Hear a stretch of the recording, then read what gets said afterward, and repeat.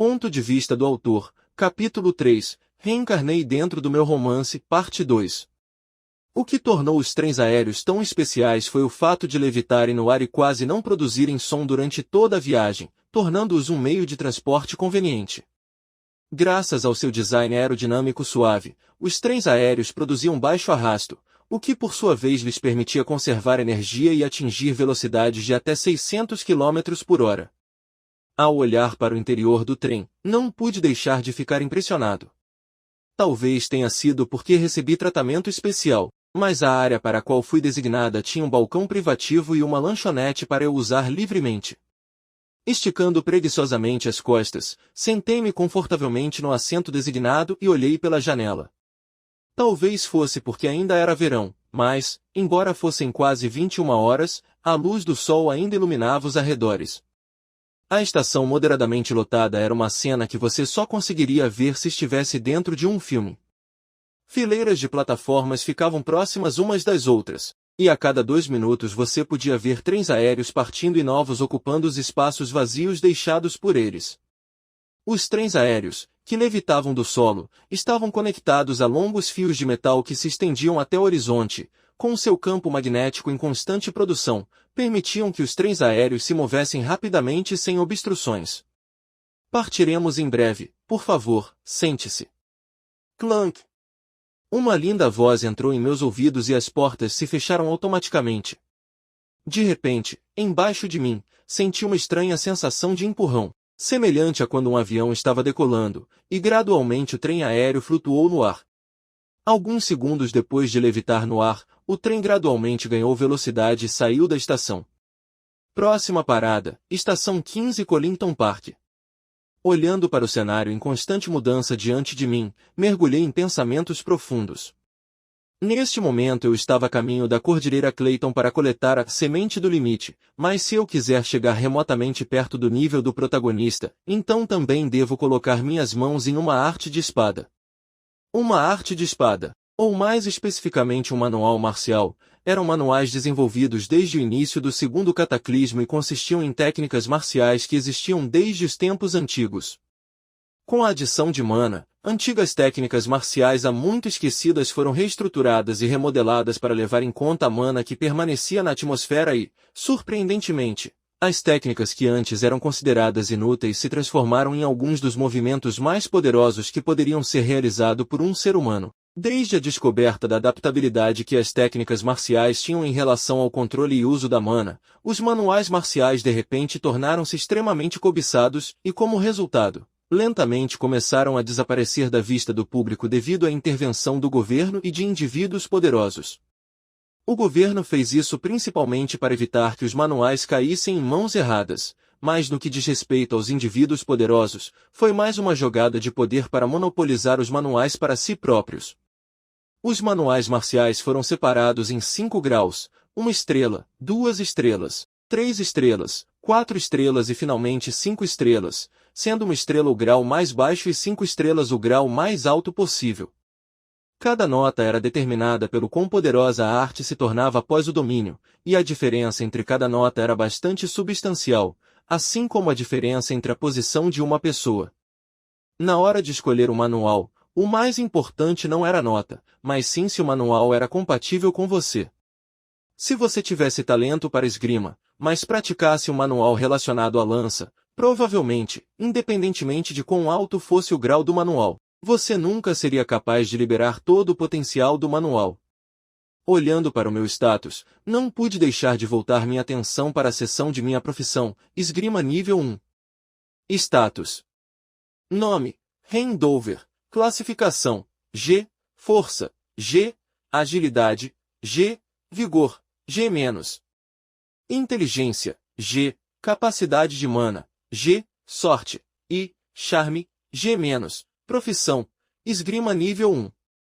Não sei se foi coincidência ou não, mas o protagonista também tem talento para a esgrima. O que, pensando bem, foi vantajoso para mim, pois conheço todas as habilidades de trapaça que ele adquire em sua profissão de esgrima. Em particular, uma certa arte de espada desperta meu interesse. A arte das espadas estilo Keiki. Quando eu estava pensando em diferentes artes de espada para dar ao protagonista, criei 3 estilos diferentes. O estilo Keiki, o estilo Levish e o estilo Gravar, que eram todos manuais de 5 estrelas. O estilo Keiki, o que mais me interessa, era uma arte de espada que exigia um nível de velocidade desumano ao desembainhar uma espada. No cenário que criei, era uma arte de espada criada pelo grão-mestre Toshimoto Keiki. Ele era um praticante de espada japonês que mais tarde se tornou famoso por sua força incomparável. Ele também foi um dos primeiros humanos a despertar mana durante a segunda fase do cataclismo. Como o grão-mestre Keiki já era um espadachim respeitado antes mesmo do segundo cataclismo, quando a mana chegou ao mundo, assim que ele despertou, sua restrição humana foi cortada, resultando na criação do estilo Keiki, uma arte de espada incrivelmente poderosa onde o usuário sacaria a espada da bainha tão rápido que no momento em que o oponente sentisse perigo ele já estaria morto. Era um estilo de um empate e uma morte. Por ser um estilo de um empate e uma morte, sua falha era bastante óbvia. Isso foi, você não tem mais vantagem sobre o oponente depois que ele defendeu com sucesso o primeiro ataque. O segundo estilo foi o estilo Levisha. O grão-mestre Levisha, que também despertou ao mesmo tempo que o grão-mestre Keiki, criou sua própria arte de espada única. Ao contrário do estilo Keiki, o estilo Levisha funcionava de forma diferente. Era uma arte de espada muito mais bonita. Ao escrever o romance, lembrei-me de descrevê-lo como uma arte de espada que hipnotizaria qualquer um que visse a arte. Embora fosse uma arte de espada extremamente bonita, você não deveria de forma alguma subestimá-la, pois era tão mortal quanto bonita. Provavelmente a arte de espadas mais equilibrada das 3, mas em termos de ataque não era tão boa quanto o estilo Keiki e o estilo Gravar que se especializavam em ataque. Por último, o estilo Gravar. A arte de espadas mais infame das duas. Chamar isso de arte da espada era, sem dúvida, um elogio. Nenhum golpe sofisticado, nenhum movimento sofisticado. Baseava-se apenas na força física bruta que dominava todos os oponentes que se deparavam com ele. Foi uma série de golpes aleatórios sem fundamento por trás deles, mas ao mesmo tempo, devido à enorme força do usuário, permitiu-lhes dominar facilmente o oponente. Por que foi infame? Simples, porque qualquer um que praticasse a arte da espada sofreria uma dor insuportável. Para treinar o estilo Gravar, o requisito era reforjar o corpo humano, reestruturando a carne e os ossos dentro do corpo humano para melhor se adequar ao estilo artístico. Foi um procedimento horrível e doloroso que poderia destruir mentalmente qualquer um que tentasse praticá-lo. Embora houvesse uma grande chance de um colapso mental, se você conseguisse praticar o estilo Gravar com sucesso, você teria basicamente uma força desumana garantida que faria qualquer um temer você. Voltando ao porquê de eu estar interessado no estilo Keiki em relação às outras duas artes. Na verdade, houve 2 razões principais. Uma delas foi que, pessoalmente, minha arte favorita das 3 era o estilo Keiki. Quero dizer, por que não seria? Imagine enfrentar centenas de adversários, quando de repente todas as suas cabeças caem e você parece que não fez nada. Isso não foi totalmente foda? Em segundo lugar, eu não poderia aceitar o estilo Levisha, pois pertencia ao protagonista. Eu não poderia estar mudando muito o cenário, senão meu sonho de uma vida tranquila seria desperdiçado. Além disso, o estilo Gravar era brutal demais para eu me preocupar em aprendê-lo. Não sou de forma alguma um masoquista. No início, ao escrever o romance, eu queria que o protagonista praticasse o estilo Keiki, mas quanto mais eu escrevia, mais percebia que não combinava com seu personagem, e assim descartei o estilo Keiki. Felizmente, por algum tipo de reviravolta do destino, estou agora dentro do meu próprio romance e posso lavar meus arrependimentos e praticar o estilo Keiki. Além disso, não preciso me preocupar com as repercussões de aprender a arte da espada, pois aprendê-la não afetará o enredo do romance. Decidi aprender o estilo Keiki logo após coletar a semente do limite. Felizmente, o local onde a arte da espada estava localizada não era tão longe da Cordilheira Clayton e, portanto, até o final da semana, eu deveria ser capaz de ter tanto a semente do limite quanto o estilo Keiki. Próxima parada, Estação 24 Clayton Ridge. Acordando-me de meus pensamentos profundos, uma linda voz veio do alto-falante do trem dando uma olhada pela janela, pude ver enormes montanhas ao longe. À medida que as placas tectônicas se deslocavam, isso fazia com que os continentes se chocassem, resultando no aparecimento repentino de enormes montanhas e cordilheiras em todo o mundo. A atual cordilheira Clayton foi o resultado e consequência do Japão atingir o lado leste da China, fazendo com que o solo se elevasse e criando uma cadeia de montanhas. Parado abaixo das enormes montanhas majestosas e admirando a vista, não pude deixar de suspirar. Isso realmente não é mais um romance. Tudo ainda parece irreal para mim. Como o criador do romance, sempre tenho esse sentimento de incredulidade.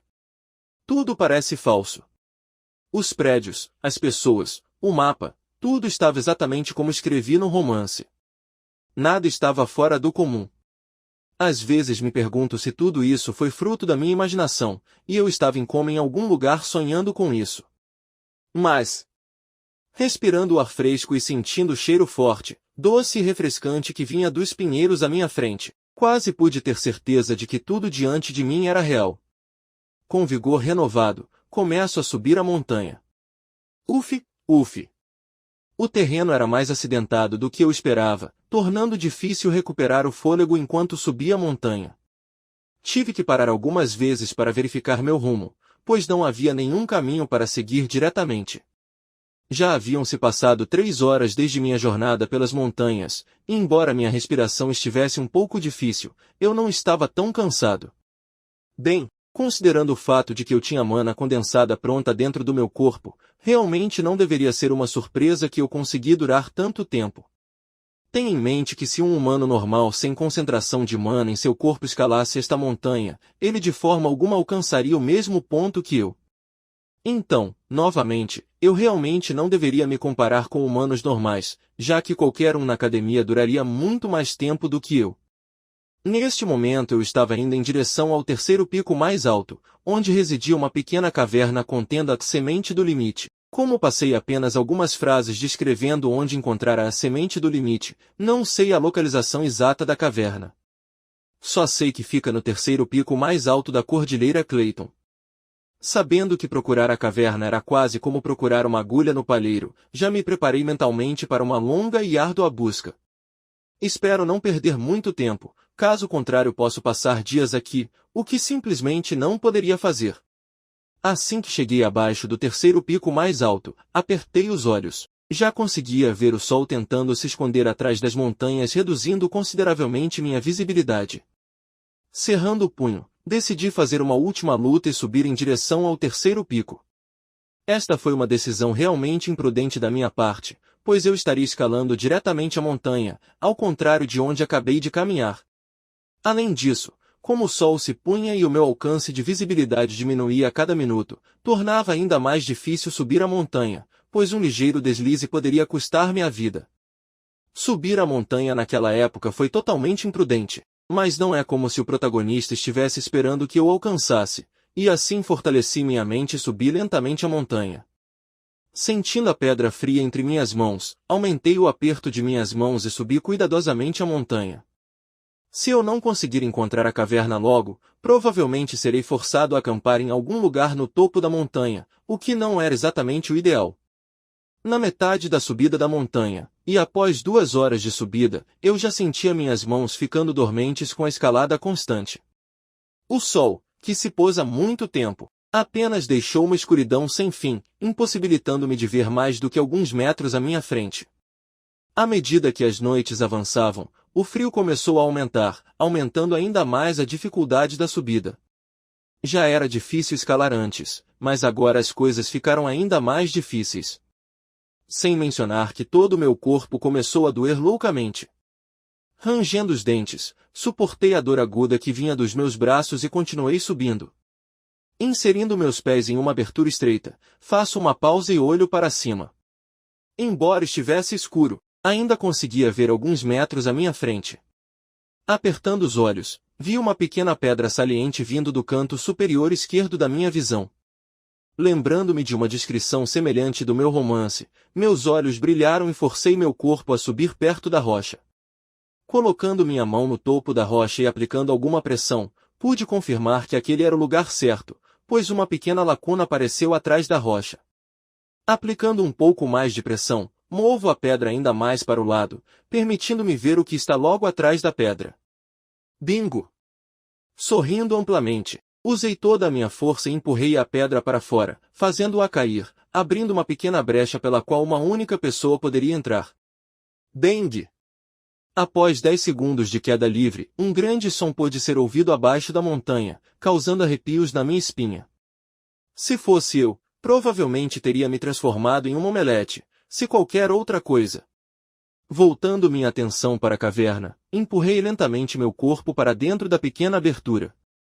Ao entrar no pequeno buraco, rastejei alguns metros até que uma ampla abertura apareceu diante de mim. Aumentando meu ritmo, entro na caverna. Assim que entrei na caverna senti toda a energia drenar do meu corpo, fazendo-me cair fracamente no chão. Eu estava exausto, tanto física quanto mentalmente. Desde o momento em que entrei na Cordilheira Clayton até o momento em que cheguei à caverna, tudo o que fiz foi trabalho físico ininterrupto. Caminhei sem parar por 3 a 4 horas e depois subi 3/4 do terceiro pico. Se não fosse pelo fato de eu já ter acordado quando reencarnei no romance, já estaria exausto no meio da caminhada. Deixe-me ser claro. Também tive muita sorte durante toda a jornada, ou seja, não encontrei um único animal. Como a maioria dos animais expostos à mana ficaram furiosos, eu esperava algum tipo de encontro contra um desses animais na montanha, mas, felizmente para mim, vim preparado, pois trouxe um repelente de besta de baixa qualidade que afastava qualquer fera abaixo da classificação G. Assim, graças ao repelente não encontrei nenhuma fera, o que por sua vez me ajudou a preservar um pouco da minha energia, permitindo-me encontrar este lugar mais rapidamente. Encostado na parede da caverna, lentamente recuperei um pouco da minha energia. Olhando ao redor, tudo o que pude ver foi uma enorme caverna da qual não conseguia ver o fim. Sorrindo para mim mesmo, levantei-me e fui em direção às profundezas da caverna. Já é hora de me atualizar.